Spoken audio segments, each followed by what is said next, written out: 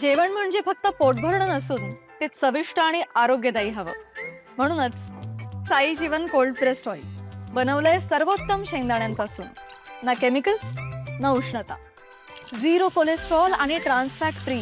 प्रत्येक थेंबात शुद्धता, चव आणि आरोग्य. म्हणजेच तुमच्या हृदयासाठी आणि कुटुंबाच्या आरोग्यासाठी उत्तम. आजच साई जीवन निवडा, कारण आरोग्याला शॉर्टकट नसतो.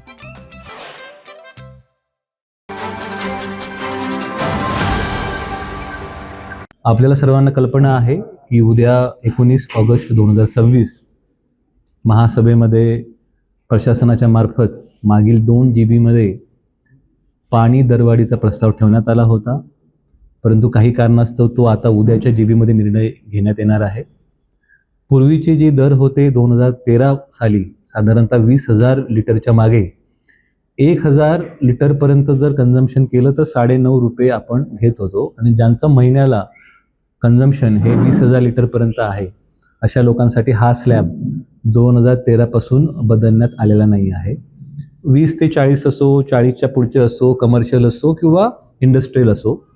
तर जे जुलै 2026 मध्ये महाराष्ट्र जीवन प्राधिकरण, त्याला आम्ही MJP म्हणतो, यांनी जी दर प्रस्तावित केली, ज्या ज्या ठिकाणी MJP पाणी पुरवठा करते, मग आपल्या कोल्हापूरच्या जवळचं काही भाग असेल, गांधीनगर असेल, मोरेवाडी असेल, किंवा काही ज्या ड वर्गाच्या महापालिका जिथे MJP पाणी पुरवठा करत असेल, यवतमाळ, गोंदिया, अमरावती, हिंगोली, यांचा जो दर आहे त्या दराशी मॅच होईल असा दर आम्ही हा प्रस्तावित केलेला आहे. याचं प्रमुख कारण आहे महापालिकाच्या पाण्याचं पंपिंग स्टेशन असेल, जलसंधारणचे बिलं असतील, MSCBचे बिलं असतील, किंवा ओव्हरऑल मनुष्यबळावरती लागणारा खर्च आणि आपले जे STPs आहेत, सिवरेज ट्रीटमेंट प्लांट, यांच्यावर लागणारा खर्च हा साधारणतः 100 ते 125 कोटी जातो.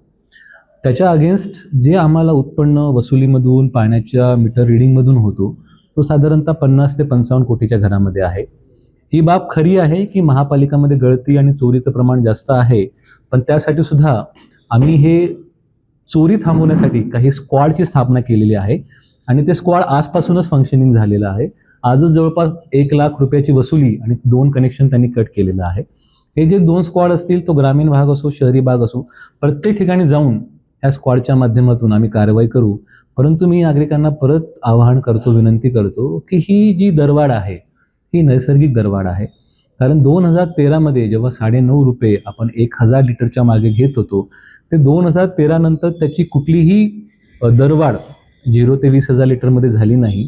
आणि ती दरवाढ आता आपण ह्या महासभेसमोर प्रस्तावित करतोय, जेणेकरून कुठेतरी ब्रेक इव्हन यावं. ब्रेक इव्हन म्हणजे जेवढा महापालिकाला खर्च होतो STPमध्ये, पंपिंगमध्ये, फ्लोरिंगमध्ये, मनुष्यबळामध्ये, कमीत कमी तेवढं तरी टार्गेट हे वसूल व्हावं. आणि आपल्या सर्वांना माहितीच आहे की आपल्या महापालिकातले पगार असेल, लाईट बिल असेल, सर्व काही गोष्टी हे महापालिकाच्या उत्पन्नातून आपण करत असतो. विकास कामं असतील, आणि आपल्या महापालिकामध्ये आमचं आर्थिक गणित बसवताना बऱ्याचदा तारेवरची कसरत होते. कारण घरफाळा आपला 80-85 कोटी असेल, पाणीपट्टी 55 कोटीच्या आसपास असेल.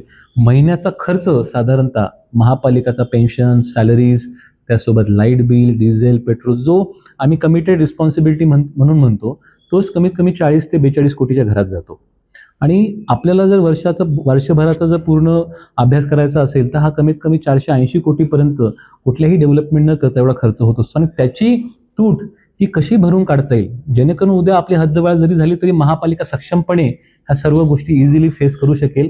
म्हणून मी नागरिकांना, सर्व जनतेला, सर्व संघटनेला, सर्व राजकीय पक्षांना नम्र आवाहन करतो की ही वाढ ही नैसर्गिक वाढ आहे. याच्यामध्ये कुठल्याही पद्धतीने अतिरेक वाढचा झालेला नाही. आणि शेवटी निर्णय हा महासभेचा आहे. किंबहुना महासभा याच्यामध्ये थोडं कमीही करेल, परंतु आमची नम्र विनंती आहे की आर्थिक स्थितीपुढे कुठल्याही पद्धतीने महापालिका जी परिस्थिती आहे त्याला चांगल्या पद्धतीने करण्यासाठी हे जे पाऊल उचलत आहे त्याला सहकार्य करावं, समर्थन द्यावं. धन्यवाद. ताज्या घडामोडी पाहण्यासाठी माझा महाराष्ट्र न्यूजला आजच सबस्क्राईब करा.